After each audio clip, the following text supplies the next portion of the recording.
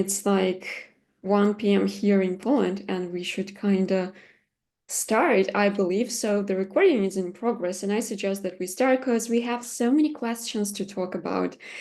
So yeah, everyone who joined us, welcome to our panel discussion dedicated to overcoming pitfalls in taxi and ride-hailing business, all on real life examples that we've seen a lot over all the 14 years that Onde's been operating.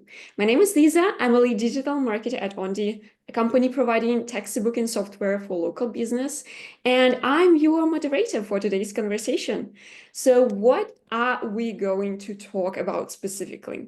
We will be discussing different mistakes that new companies make when they launch their business. We will be talking about all the different tech pitfalls, about business mistakes that company owners make, and of course, how to avoid them. And if you made, how to actually overcome them, how to fix the situation. We are not going to have a presentation today. It's going to be just a live conversation with all these beautiful people that you see on the screen right now. Now, before we start, let me just quickly mention that you're free to use chat and Q&A section to ask your questions during the panel discussion, and we will answer them at the end of it. And you will, of course, also get the recording of this session. And now let me please introduce our absolutely amazing, outstanding speakers for this session. First of all, Ekaterina Han, a Chief Operating Officer of Lola Rides, a ride-hailing company operating in a number of countries. Ekaterina has more than 8 years of experience building and scaling marketplaces, with 4 of them in ride-hailing companies such as Bolt and Lola Rides. Hello, Ekaterina. We also have Natalia Pirskhalashvili, our head of customer satisfaction and mobility expert with over 15 years of experience. Natalia supports a win-win approach to business and believes that the more we give, the more we receive. Hello, Natalia. It's so good to have you here with us today Hi, as Lisa. well. Thank you. Welcome, everyone. Yes, we also have Lizaveta Pishala, our amazing account manager. For more than 5 years, she's been working on boosting partners' growth with the help of marketing tools, data-driven decisions, and root cause detection. Before that, she spent 6 years of auditing at Deloitte, where she obtained some financial analysis experience. Hello, Lizaveta. Hello, nice to meet you, everyone. Great. We also have Viktor Yakovlev, our outstanding head of product. Victor has over 16 years of experience in product management with a strong background in hardware and software development, data analysis, and agile project management. Hello, Victor. Hi, everyone. Nice to see you. Yeah, it's great that you joined us today. And of course, we also have our outstanding Irina Rastorguyeva, our head of customer support. She has over 8 years of experience in assisting customers. She joined Onde while the company was still a startup, and she's been an integral and an important part of growing and supporting Onde partners, managing support team, and support knowledge-based materials. Hello, Irina. Hi, guys. Nice to be here with you today. Yes, so those are people Onde cannot exist without, and they are the ones who make sure you achieve success in your business, and they will share their experience with you today. And I suggest that we go straight to a list of questions that we prepared for you. I have a lot of them for you, and I want to start with some general questions. And the very first one that I have is going to Victor. So Victor, you've seen a lot of partners, like new partners coming to Onde all over these years, but can you please name the most common mistakes our new partners make when they launch their taxi and ride-hailing apps?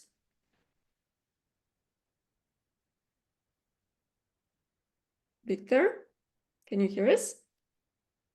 You're muted. You're muted. Yeah, sorry, just have a stuck in the internet. So, of course, many company owners think they are if they have 1,000 of 10,000 or even 100,000 drivers, the service will succeed.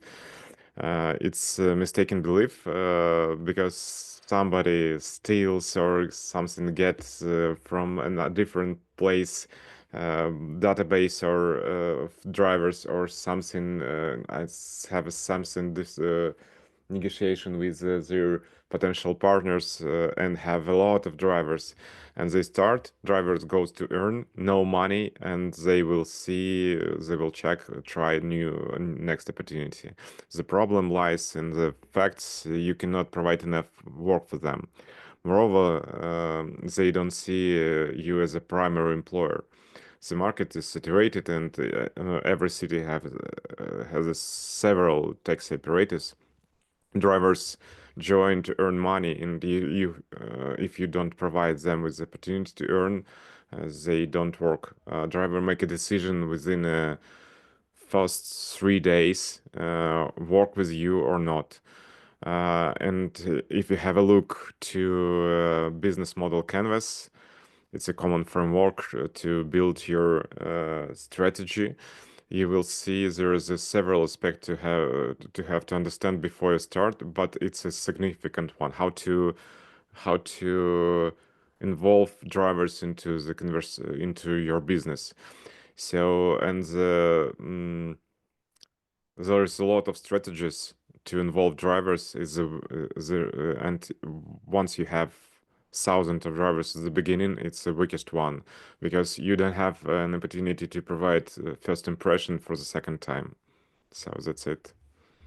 Yeah, yeah, that's quite a big one. I know that we talk a lot about it at Onde with our partners, like who is more important? Like, is it customers or is it drivers? And we're getting back to this question again and again and again. So yeah, that's true. Maybe someone else would like to share on that note about drivers, or maybe Elizaveta, maybe not about drivers, but you also, because you are an account manager, and of course, you've seen a lot of different companies launching. And from your perspective, what are the common mistakes that they make? I think the fun part, at least for me, which is not fun for the partners, but for me, it's one of the fun ones, that some partners think that the users will find out about themselves, about the application somehow themselves, that it's kind of obvious that the system is good and the offer is good, and then everything matches logically, and the users will just, of course, go to the app and download everything because it's super obvious and everybody needs it. And unfortunately, it's not working like that. I would also want it to be just like that, like in a click, but no, you still need to attract the users. You need to tell that the application is offering that and that service. You need to train the drivers. You need to attract the passengers. And unfortunately, it's not working in a way that you just put the application and suddenly everything starts working. There are a lot of effort that goes together with it. Then many partners, not like many, but at least I see that there is a share of the partners who are not doing the proper marketing analysis. They think that, okay, the taxi is good for everybody, we will just start and it will be fine. But then you understand that, okay, from the general perspective, of course, everybody's traveling, but what is your niche? What is the exact difference between you and the competitors? Are there any competitors? What exactly you are offering, and so on and so forth. So the proper analysis before the start is important. Another thing that comes to my mind is that the partners, on the contrary, try to over-prepare themselves. The case when they understand that the issue, kind of the launch of the project, is important, it's huge, and you need to take into account all the details. And then you kind of do not really come to the moment when you launch, because you cannot prepare like to all the questions that can potentially come to you. And the surprise for those partners is that like they prepare to one thing and then they launch. And unfortunately, it's an absolutely different scenario, and they have to adapt because in their mind, it was another issue that they were trying to address. But the real issue that the users face is a different one. So without the practice, like you cannot prepare to everything, just start and see how it goes. And then, in addition, a little bit to what Victor said, he was talking about too many drivers. And indeed, you cannot just have too many drivers without the passengers. But for some partners, it's the contrary, indeed, that there is not enough drivers. Of course, the companies who are starting are not having that many drivers at once, but you need to keep in mind that most probably you will have to grow the driver base, because you cannot just cover a huge territory with like 3 drivers or 10 drivers, because the passengers won't be waiting for the taxi for a long time. And then when the partners are not analyzing the data, or when the partners think that, yet again, in some magical way, so to say, when they have the system, everything else in the operational side will also be organized, but it's not working like that. The system covers much indeed and structures the operations, but there is lots of manual work that needs to be done. You have to talk to all the users, organize the support on your side, train the drivers, understand how to fit into the financial flows with all the taxation or some other things. So it's like a whole lot of things that goes beyond just the system. And of course, we help a lot, but we are not magicians. We cannot do all the things. So we need to still be prepared that the system will help a lot, but it doesn't solve all the questions, and the operational side will also be needed to be taken care of. Yeah, thank you so much, Elizaveta. So many details, like really there are so many things that you need to keep in mind, but also, as you said, not to be over prepared, because you will never be prepared for everything that is going to happen, of course. And on that note, I would like to address another question to Ekaterina, because she's coming from the business side. Like we all work on the technology, and Ekaterina is basically managing the company, the ride-hailing company. So Ekaterina, maybe you will uncover some of the mistakes that you made, your team made, when you were launching on different markets. Hi everyone again. Sorry, I'm a bit sick, but should be fine. I guess, like, if I start listing all the mistakes and errors, big and small, we'll never leave this call, and everyone just get bored. But I can totally relate, like, from to what my colleagues already said, like, and just want to maybe give a highlight why so many people think that, just buying software when one button is actually, like, driver's button saying I'm ready to accept the orders, and the second button on the other side is just client button saying, like, okay, I want to get from A to B. It's also like the first one. It actually happened this way when it was early days of Uber, when it was no legislation, no ride-hailing like existed back then. It was like small San Francisco project to get drunk people from parties home, and, like, from friends home to their home. And actually the drivers who were, like, driving these people, they were like just random guys who tried the new tech, new software, and just were quite happy to and excited about it. But we need to keep in mind that, the market evolved, and even, like, keeping my example, back in 2018, when I just started working at Bolt and just entered ride hailing, there were still countries, for example, in Africa region, in Latin America region, in Asia, where there was no legislation, there was no specific rules, there was nothing about, like, privacy terms and conditions that drivers and riders could relate. You could still launch, like, having 500, let's say, okay, maybe it's underestimation, 5K euro, like, dollars, just to put it into marketing, because, like, everything was quite new still, and, like, nothing was defined. But right now, if we ask ChatGPT, if we ask the experts, like, you first have to localize the business, because everyone wants every business that operates in their country to pay taxes in the country they earn money. You have to localize, and, like, you need to become an expert or hire an expert that tells you, like, okay, what are the rules, what are the terms, what are the certifications that you need to obtain, and what are the licenses. I'm not trying to scare everyone and, like, give up on the idea of launching the business. I just want to give you I mean, maybe ugly truth that right now the market is not as it was 15 years ago, like early days, wild west. You could do whatever you wanted.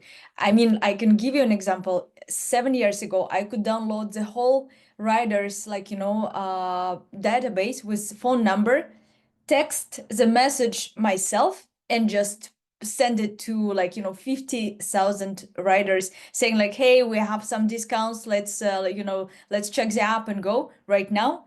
I have no access to any private data of our riders and drivers. Like we have the systems and it's all protected. Because like, first of all, we have to be compliant and we need to be aware, like, you know, the data breach and data leaks is actually a big deal and big thing. And coming back, saying all that, coming back, one of the biggest mistake, I think, is first of all, not taking care about the balance. Like, you know, you can easily get obsessed with the drivers and making them happy. And I can definitely say, like, you know, the more you talk to drivers, the more you're becoming ambassador and like voice of the drivers. You're saying they want this, they want this, they want this. But it's actually like the thing is, the one who is the louder that get, you know, heard more, and it might not be the voice of the whole driver community. And also the same thing when you do customer development with the riders, like, you know, you can get a lot of feedback which is actually constructive, but the question is like how relevant it is for the majority of your drivers and riders, like each of them. And I was this person, like back at my days at Bolt, I heard that drivers were pushing to get tips as an option for payment, apart from the, like, you know, regular fees they got from Bolt. And tips is actually quite a big additional development back then, and it took like 6 months. But me, my colleagues from other countries, other region, were pushing the product team and tech team, saying like, guys, this is definitely, like, you know, the things that our drivers want. They say like every second, you know, riders say like, sorry, like you don't have the tips option. I cannot tip you. I wanted to give you like $50, like $60, whatever. It was like all the times that what we listened, and like drivers were pushing a lot. So we released it, and like in 1 month, we just realized that the total amount of tips comparing to the like regular, you know, fare and all the payments was less than 1%. And just if you think about, like, you know, all the efforts and like, you know, of product team and tech team spent in 6 months on developing this, it actually could be used for something else that could be much more beneficial. But the thing is, like, we need to discount and like keep in mind in what country we operate. For example, in the US, tips is a big chunk of the revenue, because like everywhere you go, you breathe in, you breathe out, you have to tip someone $10. That's how it works. And like when I was in States, like, you know, you have right for $25, you have to tip 10. And if you don't get, you know, if you don't tip, the driver can actually be, you know, I mean, in his own right, asking like, you know, what was wrong with the ride? Like, you know, why don't you tip? But like the culture context in Africa, in Latin America, in Europe, in Asia is very, very different. We know, I guess all of us, like in Japan, you never tip because it's actually quite it's an insult, and you never do any tipping in Japan. Maybe in some American restaurants in Japan you do, but like, you know, in general it's not. And you need to keep in mind, like, you know, where does this feedback get from, who these drivers were talking to, and like, you know, and just ask like, you know, how many times it happened. Because like when they want something, they can exaggerate and say like everyone wants to tip me $50, like, you know, I lost because you don't have the tip. So like this is one of the biggest mistake. And I guess like if I talk to my product manager back in Bolt, it will be one of the things he would remind me again, saying like, remember, you were pushing for it for 6 months, you got it, and what? It's still like, you know, judging by the whole data in the industry, it's still not that much, apart from the markets where tipping is like, you know, what you do every day. For the rest of the world, it's still like within 1-2% max, but it's really, really big tag development, which might be used, you know, in a better way.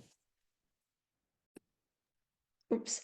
Yeah, thanks a lot, Ekaterina. It's like, it's really amazing, and I completely agree. We often like hear, and as a marketing manager, we often like push for this idea that we need to talk to our customers and they know better, but like often the real thing is like not always. They do not always know better what they need and what we should develop. But to your point, I don't want to like spend time on this question later, but there is a question in the chat, and would you say in long term that the tipping option you provided didn't help in higher driver satisfaction?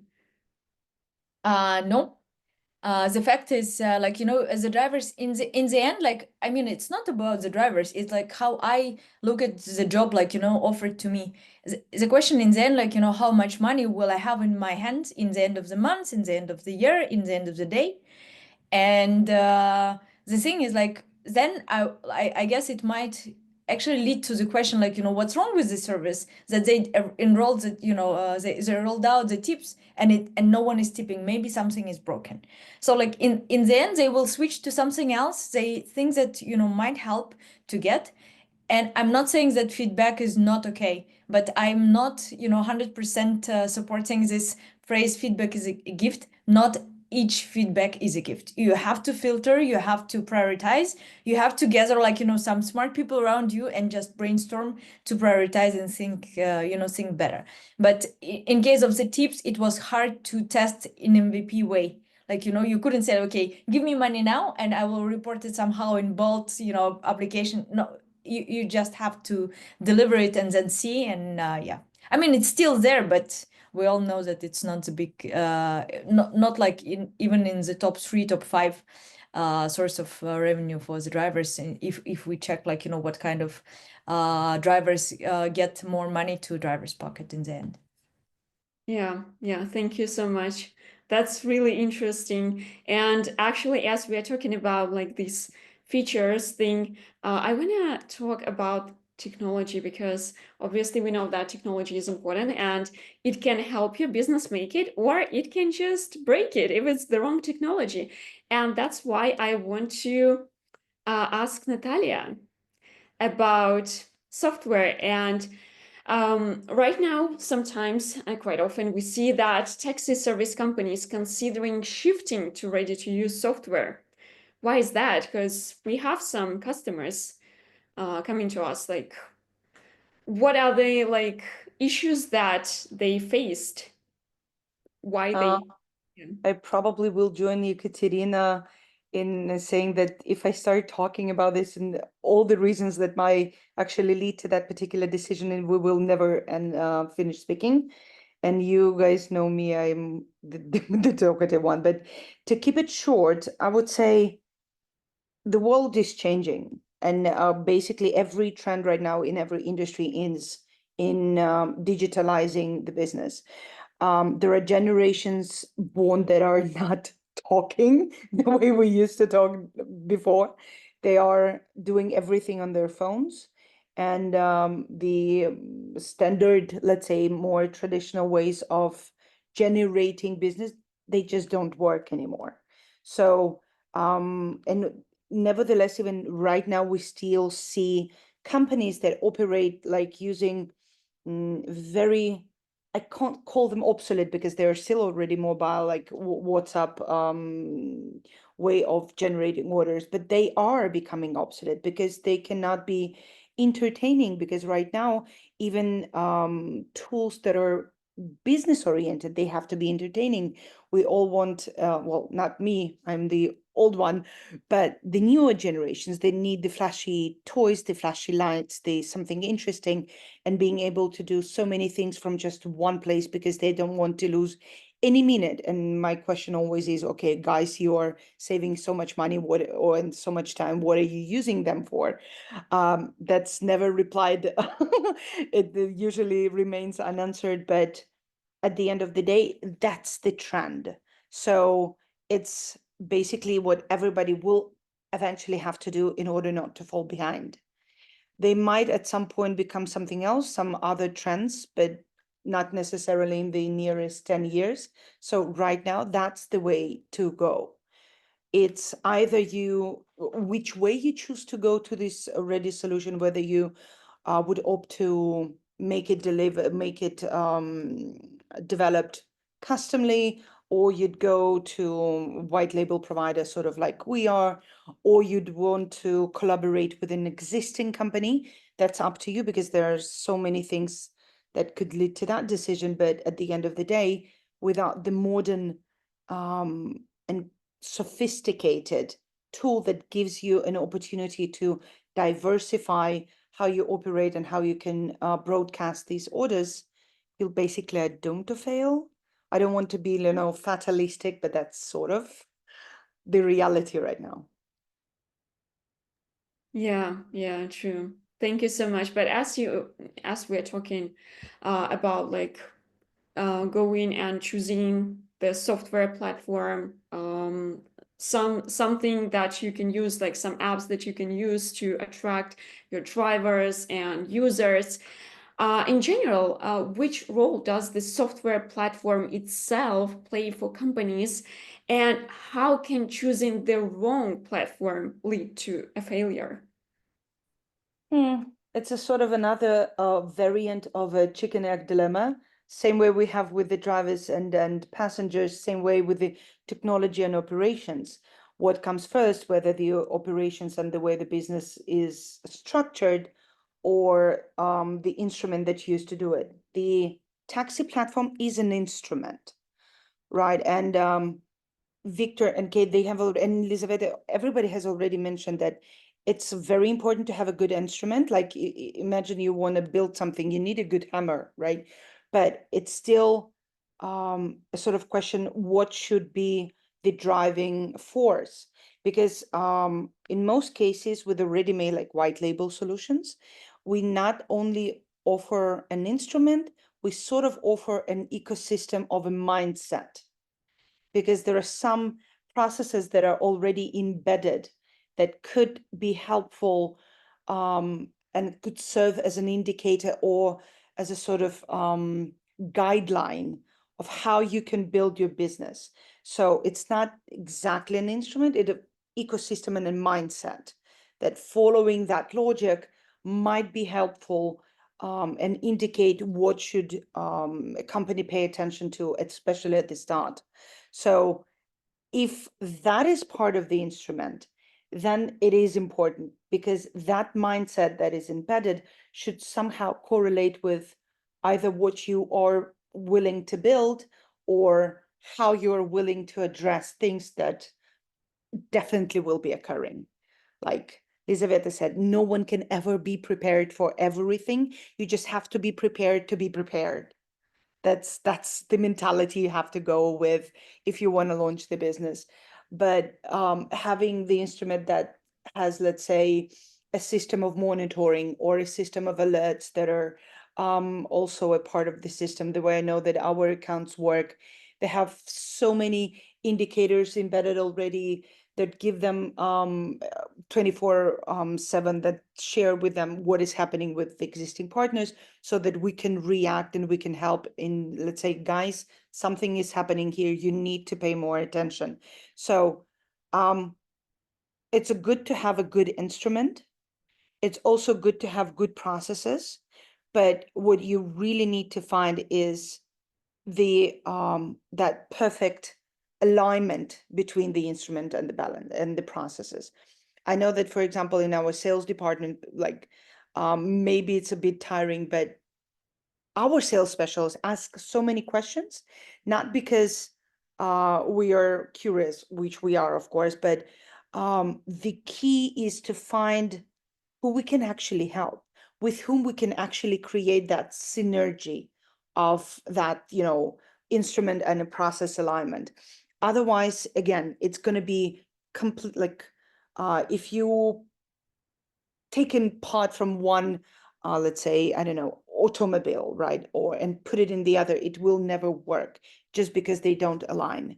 So it's constantly, if you have already your processes, make sure that you find something that aligns with those processes. If you don't, make sure you have an instrument that would help you and guide you through what could be a good indicator for success.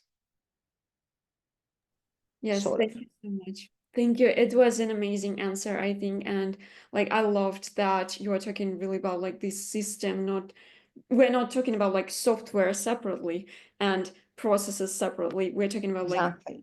getting it all. It's a marriage. Oh my, okay, I'm gonna go this way now. It's a sort of a marriage now. At least Yes. a long-term relationship, at least. It does, absolutely. Yes, thank Minimum. you. At least, yes. But I Indeed. do like a good diamond ring. Yeah. Well, everyone loves them, I guess. But Irina, as you started talking, please don't like mute yourself, because I have like the next question is for you. And because you support our partners in the most critical moments when they feel that something is going wrong, when they cannot find something, or, well, like, how important is the stability of the platform for a taxi business? Let's talk about that. Okay, Lisa, thank you for giving me the floor. Well, in fact, I should say that in reality, one cannot overestimate the importance of platform stability for successful taxi business operations. Well, just imagine passenger and driver experience, as well as their loyalty to the company, to a great extent depends on the stability of the apps they're using. If a customer can uninterruptedly place an order at any time of day and time and night, and a driver can process it smoothly from acceptance to payment, this cultivates trust in both parties, drivers and customers. The more trust you have in your two most important parties, the more loyalty you have. This is how you grow your customer and driver database as well, stability. And platform stability as well indirectly affects a company's revenue, or maybe even directly. So the revenue is also based on the commission a company gets from drivers. The more orders are processed, finished, paid smoothly without any glitch, the higher is the revenue, which is obvious. What is a very interesting fact that a lot of partners searching for a tech solution make a big mistake of concentrating on the scope of features they want for the app to have rather than on the stability of the tech provider. They sometimes tend to base their decision-making on such grounds as, well, Uber or Careem or Grab, they have this feature, so I'm not starting without it, because the platform is not sufficiently extensive feature-wise. That is a very non-visional approach. Stability of the solution is the key. And I can truly say that Onde prides itself in 99% uptime and invests abundant resources into tracking and monitoring platform 24/7.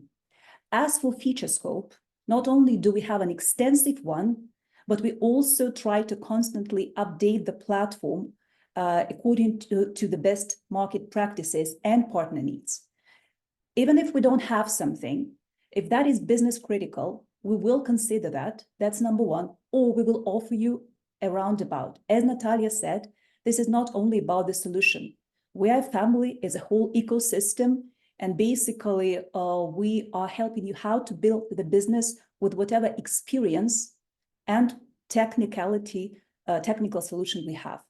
So yes, stability is the key, and I highly encourage you to believe that we're doing our utmost to keep it up.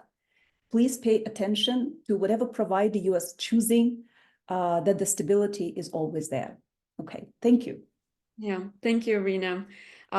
Completely agree with that. It's crucial. As you said, you may easily lose this connection, this loyalty from drivers and from customers, of course. But also, like, you work a lot with new partners, right? Coming to our platform because you need to always assist them with all the different like features and the technology itself.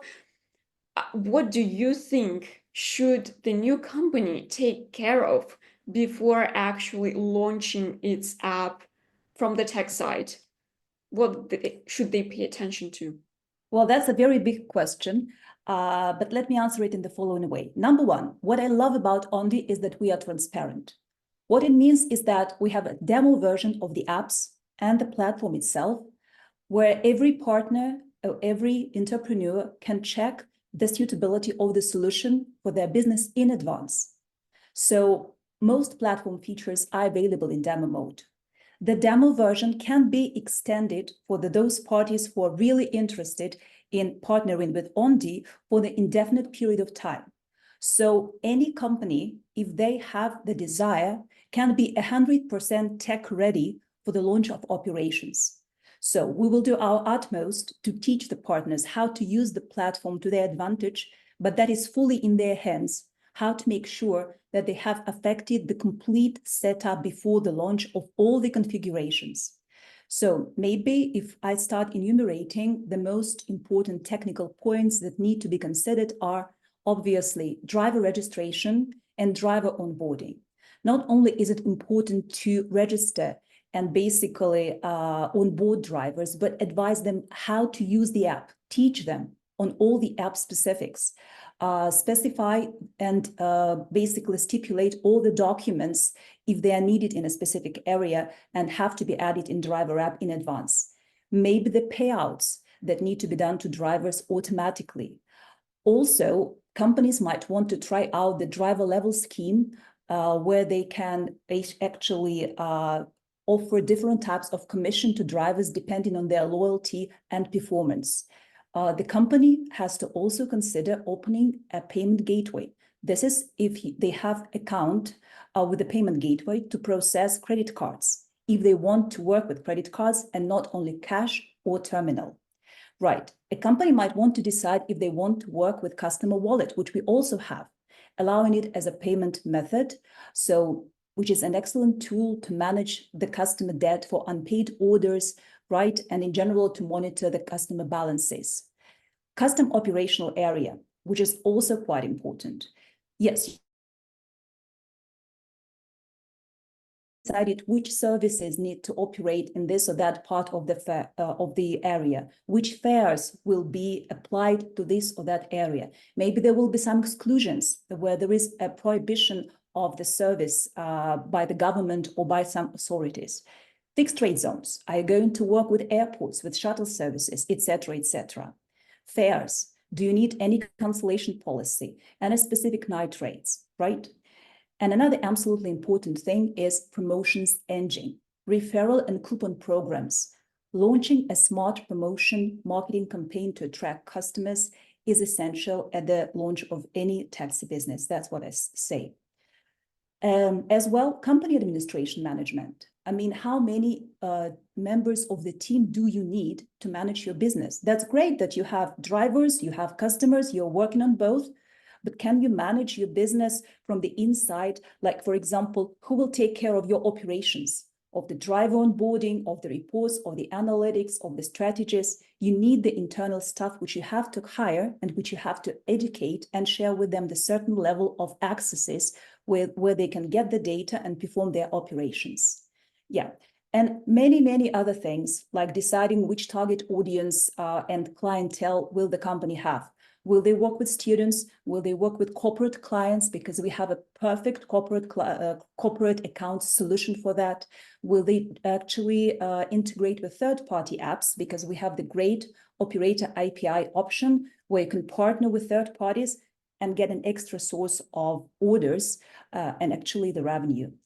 So all in all, what we think is that testing the platform and all the features in advance before the launch is key to successful launch. We encourage partners to address any issues and stipulate them with support because the more you cover at the pre-launch stage, the better equipped you are at the launch. We also offer the onboarding calls with support for any custom setups and custom tailored queries that partners might need. So all in all, that's all I wanted to cover on the matter. Thank you so much, Irina, for such a great answer. And I'm pretty sure that you shared so many details that maybe someone hasn't really thought of. But it's really important to take care of all these technical details before you launch. And I'll get back to you just in a moment. But for now, I have another question for Victor. So, Victor, as we were talking about like all the different features, and of course, you are also the one responsible for kind of creating new features that our partners might need in their business operation. But I'm pretty sure that not all of them are actually used. So could you think of some platform features that our partners do not use, but that could actually help them?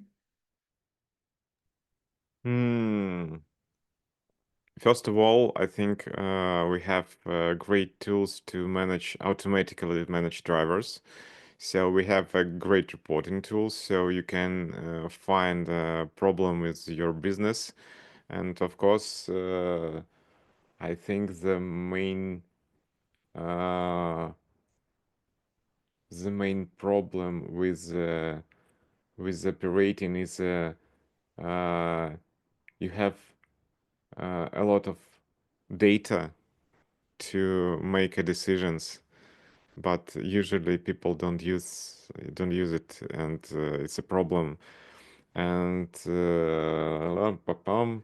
I think also it's very important is we have great tools for as a dynamic pricing, as a to find a better price for certain areas, and we now have a great opportunity to find price equilibrium through the our bonus for driver feature. So it's like a tips in advance to attract more people. And I think an internal rule: never say no for customer. Give them an option to get a taxi, to get a driver. Yeah, and I think let me. Yeah, it's yeah, that's it. Thank you, Victor. Well, I hope that after your response, more partners will be using these features because they are really, really great ones. And meanwhile, I just want to kind of sum up this section when we were talking about like technologies. And I want to ask Irina, because Irina represents support, which is extremely important. And I want to ask you about the role of the support team in mitigating failures for taxi and ride-hailing companies. Okay, thank you again, Lisa. Well, failures will happen. Fallouts will happen, right? This is technology. Technology fails. Everybody makes mistakes. Google has fallouts, Apple has fallouts, we do have fallouts. That's not a secret. The major point is, what is the percentage of fallouts? How we handle those? How do we mitigate failures? How do we make our homework not to allow the same errors to reoccur? Obviously, partners who know that any technical solution may get down usually have quite frequently cold feet. The questions they come to us with before purchasing the solution. So do you warn us before any maintenance? The answer is yes. Does Onde ever go down? The answer is yes, sometimes, right? Do we leave you hanging? No, we never do. We are in the same boat. This is our interest primarily, that we are 100% stable, okay? Support is available in chat for direct correspondence with partners on any alerts. We provide updates on and feedbacks on fixes. Basically, we hold partners' hands through any troubles.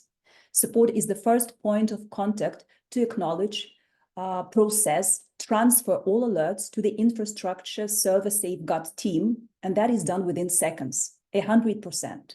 We have a clear guidance. We have alert engine, which is automated. We have direct contact with a dedicated backend specialist who is on duty 24/7 and always steps in instantly. Apart from that, support has access to graphs and monitoring the system scrupulously to prevent any fallouts. However, as I have mentioned, we are a technological, cloud-based solution. And in a lot of actually models, we are dependent on third-party servers, databases, which can encounter problems of their own, causing a short downtime on our side. Right? But even some glitches which may actually break the steady flow are detected. Not only our team try to secure a speedy recovery, but we perform an investigate of the root cause, so to eliminate the reoccurrence of any issue in the future. So mitigation is our motto, which we follow daily. And don't you be scared. We will always be there trying to step in for every single alert and basically help your business succeed without any failures on the technical side. That we can guarantee. Yes, thank you, Irina. I completely agree on that. If anyone tells you that they are 100% stable, they have no errors, like from the tech side, nothing ever happens to the technology, to the apps, and to their databases, it's just simply not true. It's just impossible. But the question here is not about whether it happens or not, but how the provider handles these issues. And I can tell you that, as Irina said, our support is always ready to help. And of course, like our tech guys, they take care. And yeah. Yeah, and just a side note, as you know, partners come and go.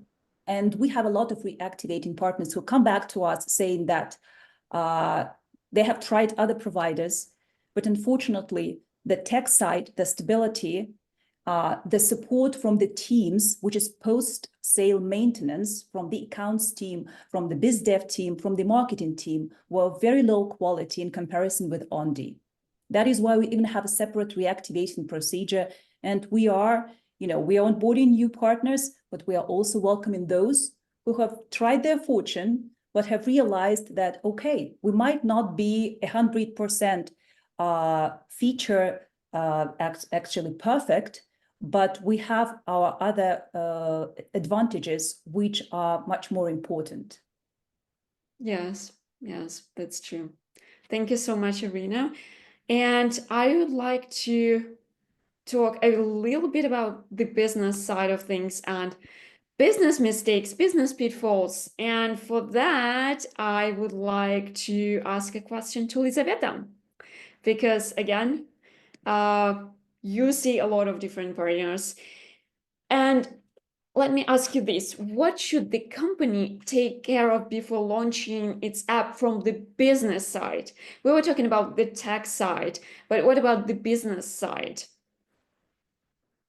I think that since I'm a very analytical person, I'm always for the analysis. So before doing something, you need to make proper analysis. As I said previously, the market analysis, you need definitely to understand who your competitors are, what are the services that you need to provide, what is the niche you're going to take, who you are going to target. Is it, as Irina said, students, or maybe mothers, or maybe some, I don't know, elderly people or somebody else, and what are the services that maybe are crafted for that people, particularly maybe for somebody who is transferring pets, and so on and so forth. You have to think of the ways how you can stand out in front of the competitors, especially if those are highly competitive markets. And as Ekaterina said, it's not the situation that was like 15 years ago. Now the competition is high and you need to take into account all the details.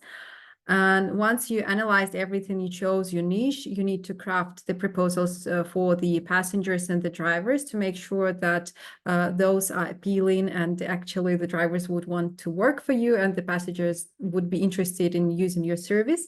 Then the technical preparations, I guess, and those are all the details that Irina explained about the technical side, because indeed you cannot just launch if you do not set up things perfectly. So you need to make sure that you not only set everything up, but you also test that everything is going well, that the orders are passing through, that the payments with cards are working, that the gateway is set up in a correct way, that the drivers know how to use the system, that your support is working well, that everything is in place.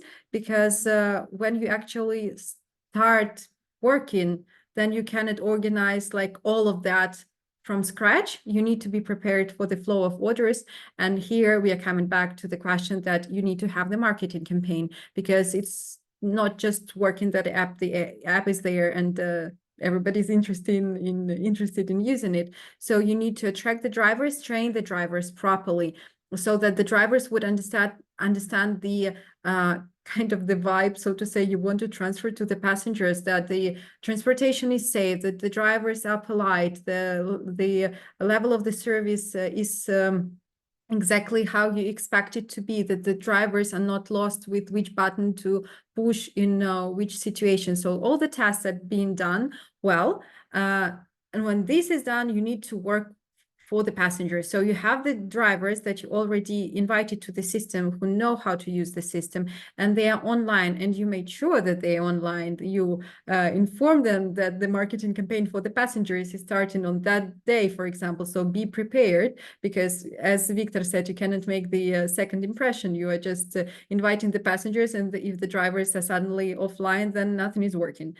So the drivers are there, everybody's prepared online, and when you you make the marketing campaign for the passengers, the drivers need to show the good level of the service, and then the passengers are coming, and hopefully they would be like, they will go on coming. And later on, you need to dive into the data. You need to understand whether the balance is actually that you have the sufficient amount of drivers, the sufficient amount of passengers. If not, then what is not working well. You cannot ignore the signs. For example, if there is a huge amount of cancellations from the passengers, you need to deep dive into the details why exactly the passengers are canceling. And it may be the case that, for example, you didn't have enough drivers, and it takes a long time for the driver to come for the passenger to get them, and the passenger just doesn't want to wait for such a long time, and they cancel because they know that there is some other competition on the market, and why should I wait for, let's say, 15 minutes if I can wait for like 3-5 minutes or like 7 minutes for an Uber or Lyft or any other competitor on the market. So you need to make sure what spheres are important to be worked on. It's either getting more drivers or somehow catering for the passenger needs in some other way. Maybe check your prices, maybe you need to make the prices lower for the passenger to be more interested to wait for the driver for like 15 minutes, or like maybe reach out to the passenger after that, like apologizing that there was some, I don't know, delay with the trip. Maybe they want to test it, test the system another time with some discount, and so on and so forth. So it's a long-term relationship, not only between us and the partners, but also between the partners and their users, both the drivers and the passengers. So lots of work need to be done here to make this balance. And yeah, that's it. And then it's just a fun game to make sure that the balance is still there and everybody gets what they need. But generally, it starts this way. Yes, thank you so much, Elizaveta. Thank you so much. And as you were talking about like all these different things, and that the company owner should get ready before they start, I want to also get back to Ekaterina and ask her about some things, some failures. Like, for example, you didn't do something in your preparation stage and you failed, and some of these failures might actually seriously damage your reputation. In one of the webinars that when you were the speaker, you mentioned these failures, and I wanted to ask you, have you ever experienced those, or can you give an examples of failures that could damage your reputation? And if you can, like, can you tell us how can the company overcome them? Good one. I think that I'm lucky enough not to make, my failures and errors were quite light one. So like nothing is, the only things that cannot be changed, only if you're dead, all the rest, I mean, you can overcome, I guess. I hope, we'll see. I think that, we were with the team at Lola, we were quite close to make a couple quite big, expensive, financially wise and also like reputationally wise mistakes. I'll give you one example. We before we launch any country, any city, we do some market research, checking legislation, like details, like licensing and so on. But still, we are like trying to keep this kind of startup mindset when we are trying to push some paid ads and see what's the response, like how many people download the app, if they're trying to get a car, if they upload the documents, if these are drivers and so on. And so like I guess preliminary analysis of me and my team actually shows that Philippines could be a really nice country to launch. The competition was not too high, and we knew that there are quite a few cities that were selected as tech hubs. They're not super big yet, but we actually saw them as quite good, potentially, middle-sized cities that we can launch. So we pushed some advertising there, and we got quite good response in terms of number of installs and like what the behavior of people and what the comments were like that they left on Facebook, on also like texted on our support email and so on. So like everything looked really, really well. But then, like, at some point we just realized that there were quite a few comments that were repetitive, apart from all the positive ones. And the comments were like, what is the license number that you have? And we were like, okay, license is actually, the thing that you need to have, but we can maybe, try to get it while we have like the first thousand of rights, like first couple of thousands, and we'll apply it for it at the same time. It actually happened in some other cities, in some other countries. When you apply for a license, you can actually sometimes you can start operating because you already did everything that you had to do. You just need to wait, and you can drive people. But it was not the case for Philippines.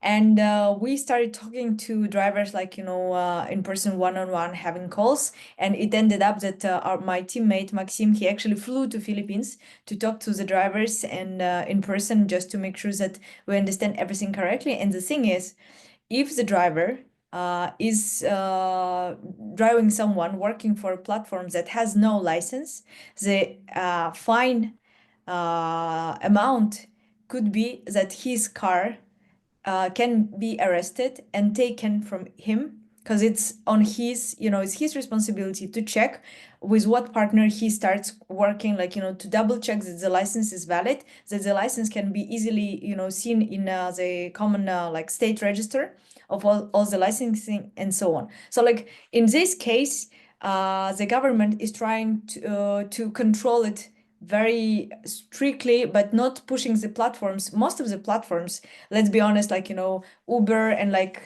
Bolt and like even Lola team were based in one country, like, in some other cities. We're not present. We don't have a local team in each and every city that we operate in. So the Philippine government decided to, okay, if we cannot, go and let's say do some check, some audit in Uber office, in Lolo office, and in Drive office, we will just make it all differently, and we make sure that all the drivers are aware of what could be the punishment for violating the rules, and that would be it. And also in terms of reputational damage, once you get this, kind of mess happening, like let's imagine, like, 5 drivers stopped on the street, their car getting like arrested, they lose the car. And it was just like for the average check in Philippines is like under $5 US. Like for $5 US, you could lose the whole, your car that you might be paying some loan for, or it was like the only way, like, to drive your kids to the school. So like the potential damage was really, really crazy. And also like it's on us, and we with the team, we actually take care of it quite seriously. Like it would be quite a mess for our legal team, for our finance team to get somehow involved to help the drivers, to make their case, to get the car back or somehow compensate. But I don't even want to calculate, what would be the price of 5 cars, being repaid or like, getting back. So at this, at this point, we actually stopped the advertising, understanding that like it's definitely their responsibility to decide whether they want to drive with the platform or not. But we definitely don't want to be the partners that is pushing them to violate the rules and like, to face the consequences.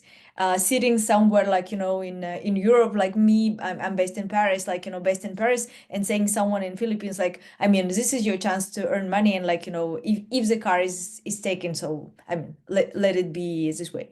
So it's actually kind of like, tricky thing, but just want to give you an update.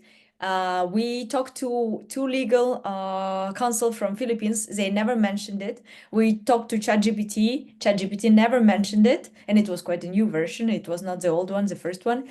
And we Googled it, and like, the first couple of pages, they don't show you like, what kind of consequences you can get. And actually, it was only the third legal counsel that we approached and got into the call with that, and like the guy said like, yeah, this is like, what you can face, how serious it is. And like, actually the reason behind it was there were quite a few big car accidents in Philippines, in Manila, that actually led to some few deaths and like people being injured when this industry was not really regulated. And like this is how like the government decided to put some some strict measures and like to control it better. And in this case, like, once you get there, you just get your hands dirty, but it's not the way like, startup way dirty. But funny thing, just for you to understand, in Southeast Asia, in some dialects, Lolo it means grandpa. And sometimes I think that, after we started, like, it's a second, like, it's not a mistake, but it's a funny thing. Like, you're launching the business and it's a grandpa, and actually connotation is like, slow, old, and so on. And we get a lot of comments on Facebook, like, you call your service Lolo as, because it's like, as slow as grandpa is, or like, why is it so?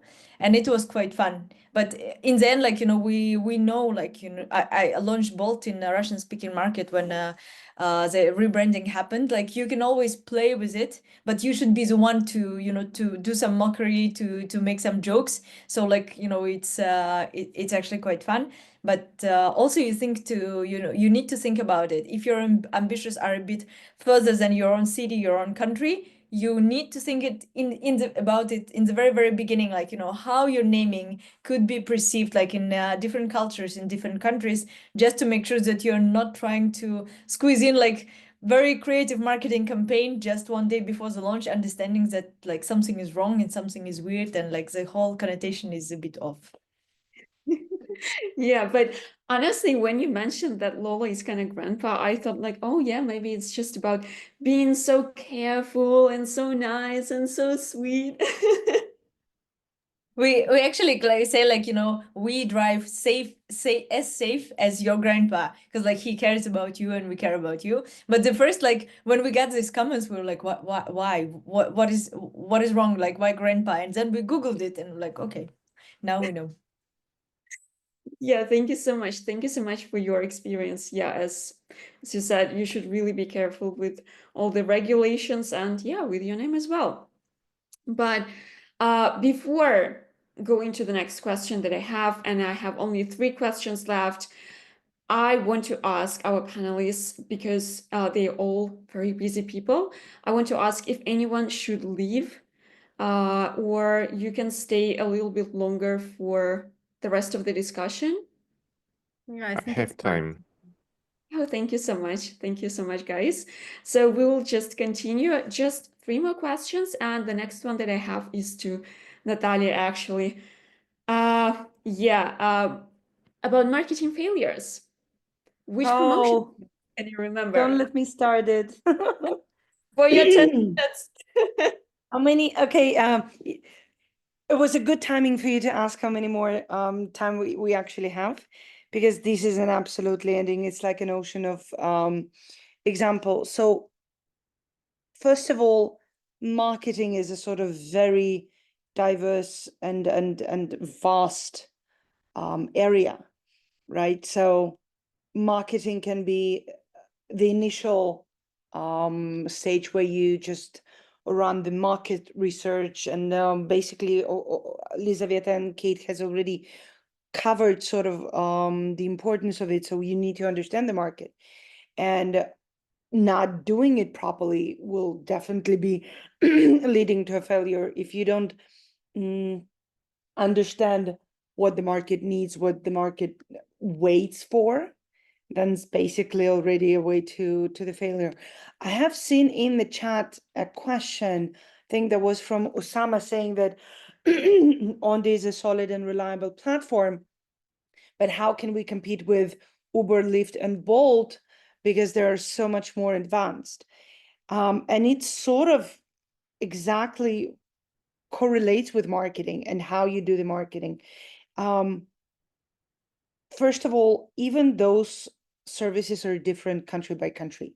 The way, for example, Uber maybe in USA, it's sort of a luxury way of transportation, where they take care of their vehicles and making sure that they're all aligned with the safety standards and everything.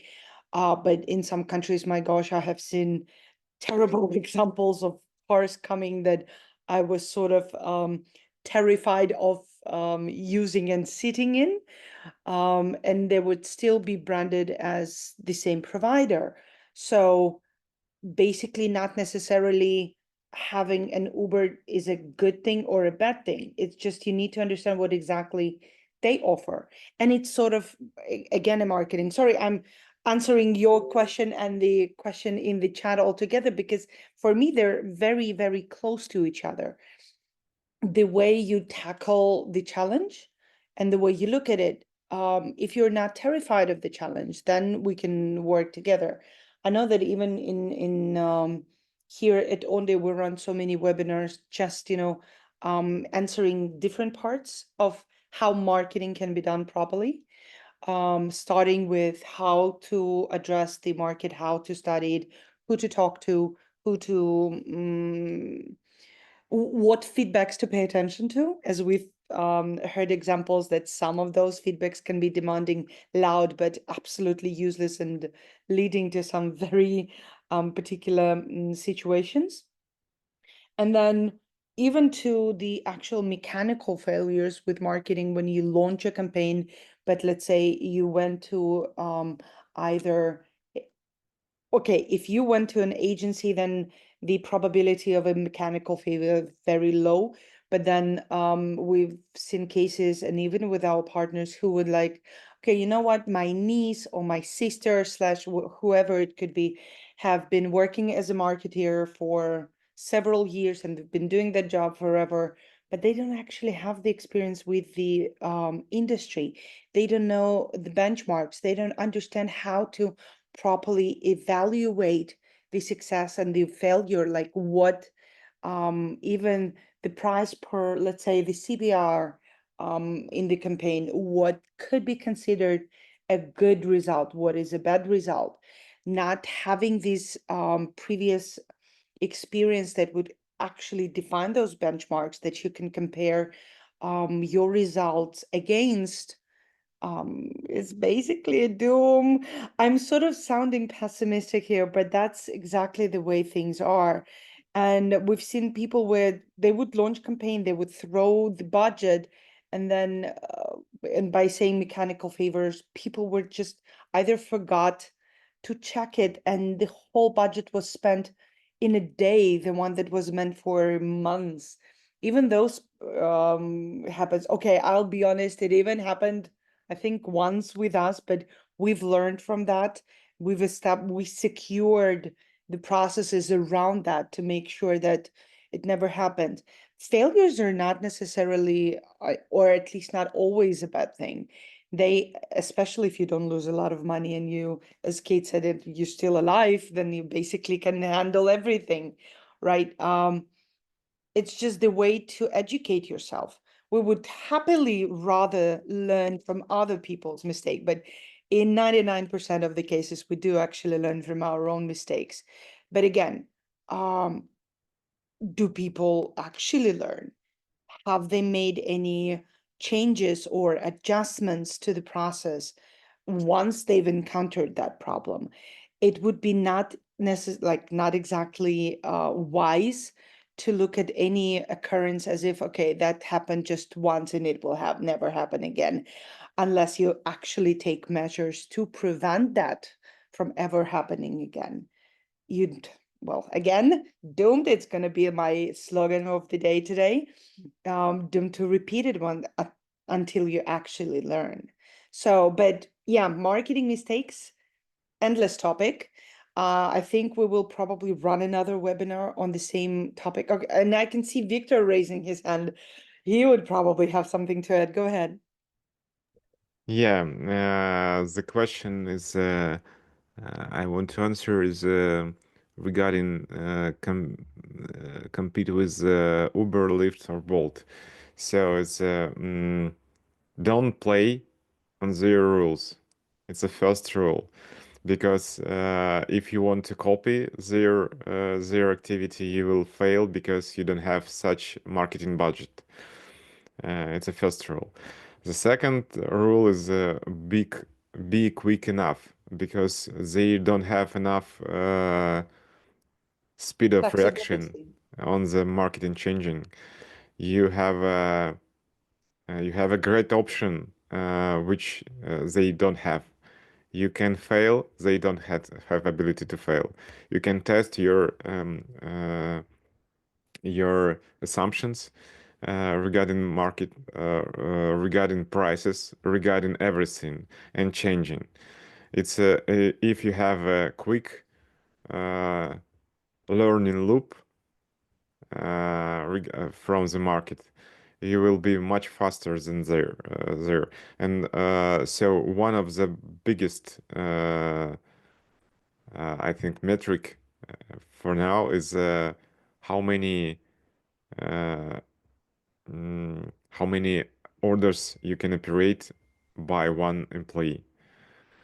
And that's biggest thing is you can operate your business your own without any additional specialists sometimes. So it's you have a big opportunity with you can have a lower margin, lower commission. So it's a great option. Use it. That's it. Thank you, Victor. Thank you. Yeah, and Lizaveta.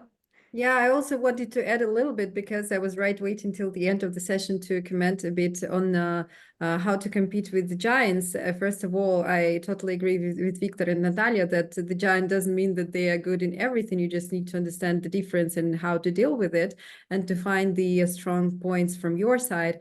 And also, please remember that as a local taxi company, you understand the local mentality better. You understand what your drivers need better.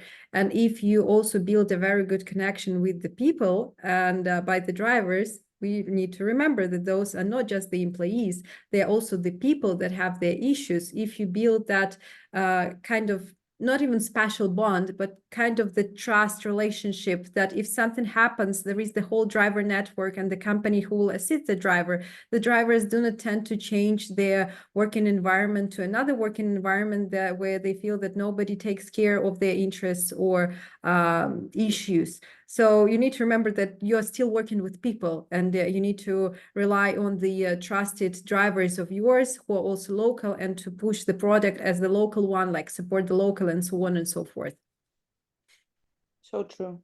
Yeah, yeah. Thank you, Lizaveta and Natalia, for your answers as well. I guess we can just let you go, but I want to stay for another couple of minutes because Lizaveta said that she has some interesting information about probably the last question that I have about. Yeah, but we will Yeah, you let. got me curious. I'll stay. You might have How an it works. intrigue. That's how it works. Yeah. So, Lizaveta, do you remember any mistakes connected to starting in the wrong location? Let's talk about Yeah. And actually, I think it was too much of an intrigue. I just wanted to really emphasize that if something doesn't work for one location for you, it doesn't mean that it won't work anyway. It will work, it may work in some other location, and there is no full, like, completely baked scenario that you need to take, and it's only working this way. You need to kind of craft your solution, so to say. And in my experience, I see many partners who want to go to capitals or bigger cities because they think that there are many users there and somebody will definitely need their transportation service and somehow it will all roll. But you need to remember that bigger cities most probably higher competition, high expectations for the drivers to arrive faster, or maybe there are some particular circumstances that you need to take into account, or higher budgets and so on and so forth. So usually we recommend to go for smaller locations, and we had indeed the experience of some of our partners who wanted to start in the capital and it didn't really work well. The budgets were spent and lots of efforts, but then they decided to go for a smaller town where the competition was lower and the word of mouth did the magic, because apparently the transportation was needed exactly there and people started spreading the news like, hey, you know, now you can transfer like from point A to point B or come to my house using this service, and it just started working for the partner. And on the contrary, for some partners, at least like one that I can remember now that is very well developed, I would say, having very many orders with our company, they wanted to start in a small location thinking that, okay, let's like focus on this small town and like put all the marketing and the banners and so on and so forth. But apparently people just didn't need it there. And you need to remember that people may use other service. They may be for some public transportation, or maybe they have a lot of private cars, and that is why nobody is really needing this service in that particular place. So there is no one ready solution for everything. And what I wanted to also note here, which would be, at least for me, it's interesting to kind of expand the perception, so to say. I wanted to say that it's good to be brave.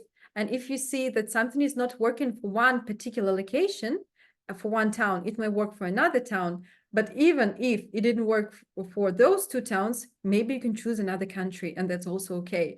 Like many partners who start with kind of on a smaller scale, they usually think in terms of their surrounding, that, okay, maybe my town, or maybe some close town to mine that I understand, but you can try another country, especially if you have some options to kind of to make some analysis for that particular location. So if it didn't work for one country, maybe you can just rethink and try to target another one, which is also good. So do not limit yourself to one exact location. Be brave to test different options, because not always like the first testing is a good testing. It's just for experience sometimes, as many other things in our life. Not everything happens ideally from the first go. You can just test one location, it didn't work. Okay, we made conclusions, so we understood what was wrong. We will try to focus on some other area, and then maybe it would work better for you. Thank you, Elizaveta.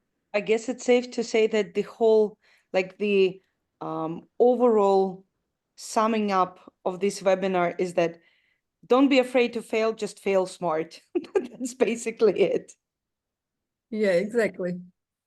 Yes, I absolutely love it. Thank you, Natalia. I completely agree with that. We are so scared to fail, but failure is it's a part of the process. We will always fail. It's a normal thing. It's just important to take some learnings from this failure and improve and continue to improving and moving forward. And it was just a great, wrap up of this whole session. Now I know that we don't have time for answering questions from the audience, but what I suggest that you do, if you have any questions to any speaker, please send these questions to our email, which is marketing@onde.app, and we will take care of the answers for you, and we will provide these answers. So yeah, any questions that you have this opportunity to ask our amazing experts via email, at least. Maybe we will organize some sessions, like to have a call with you, and one-on-one call, who knows. This might happen, but yeah. Anyway, just one more point that I want to address. There was a question about our support and some information for us to consider in the future. This is copied, and I'm pretty sure that Irina will take a look at this issue, and yeah, we will get back to you also with a response. Yes. And I guess that this is it for now. Thank you so much. It was such an interesting session, I believe. So many great questions were considered, so many great answers from you.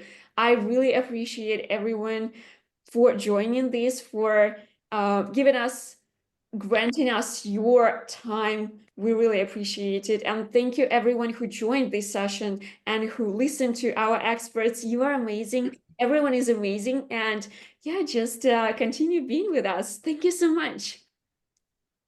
Thank you, everyone. Bye. Bye. Thank Thank you, you. and see you next time. See you. See you next time. Bye-bye. Bye.